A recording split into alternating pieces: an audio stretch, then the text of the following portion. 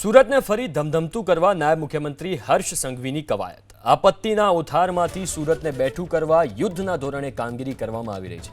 48 થી 72 કલાકમાં જ સુરત શહેરને ધમધમતું કરવાના આદેશ કરવામાં આવ્યા છે। સુરતમાં 9100 થી વધુ પરિવારોનો ડોર ટુ ડોર સર્વે પૂર્ણ થઈ ગયો છે। 800 થી વધુ પરિવારોને 6800 રૂપિયાની સહાય ચૂકવાઈ છે। પાણી નિકાલ, સ્વચ્છતા અને સ્વાસ્થ્ય પર સર્વોચ્ચ ભાર આપવામાં આવ્યો છે।